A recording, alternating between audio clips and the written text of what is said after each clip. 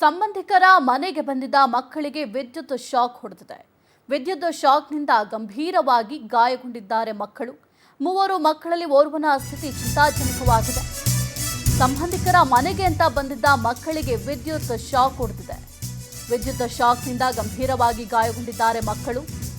ಮೂವರು ಮಕ್ಕಳಲ್ಲಿ ಓರ್ವನ ಸ್ಥಿತಿ ಚಿಂತಾಜನಕವಾಗಿದೆ.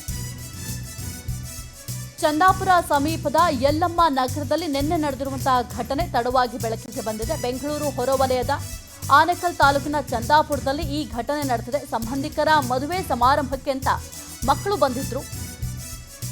ಖಾನ ಹೊಸಹಳ್ಳಿಯಿಂದ ಚಂದಾಪುರಕ್ಕೆ ಮಕ್ಕಳು ಬಂದಿದ್ರು. ಮದುವೆಯ ಬಳಿಕ ಪೋಷಕರ ಜೊತೆ ಸಂಬಂಧಿಕರ ಮನೆಗೆ ಅಂತ ಮಕ್ಕಳು ಹೋಗಿದ್ರು. ಆದರೆ ಈ ಮಕ್ಕಳಿಗೆ ವಿದ್ಯುತ್ ಶಾಕ್ ಹೊಡೆದಿದೆ. ಮೂವರು ಮಕ್ಕಳಲ್ಲಿ ಓರ್ವನ ಸ್ಥಿತಿ ಚಿಂತಾಜನಕವಾಗಿದೆ. ಚಂದಾಪುರ ಸಮೀಪದ ಯಲ್ಲಮ್ಮ ನಗರದಲ್ಲಿ ನಿನ್ನೆ ನಡೆದಿರುವಂತಹ ಘಟನೆ ಇದು. ಎಲ್ಲರೂ ಕೂಡ ಫ್ಯಾಮಿಲಿ ಸಮೇತವಾಗಿ ಮದುವೆ ಸಮಾರಂಭಕ್ಕೆ ಅಂತ ಮಕ್ಕಳನ್ನ ಕರ್ಕೊಂಡು ತಂದೆ ತಾಯಿ ಬಂದಿದ್ರು. ಆದರೆ ಮದುವೆಯ ಬಳಿಕ ಪೋಷಕರ ಜೊತೆ ಸಂಬಂಧಿಕರ ಮನೆಗೆ ಅಂತ ಮಕ್ಕಳು ಹೋಗ್ತಾವೆ. ಆ ಸಂದರ್ಭದಲ್ಲಿ ವಿದ್ಯುತ್ ಶಾಕ್ ಹೊಡೆದಿದೆ. ಮೂವರು ಮಕ್ಕಳಲ್ಲಿ ಓರ್ವನ ಸ್ಥಿತಿ ಕೂಡ ಚಿಂತಾಜನಕವಾಗಿದೆ.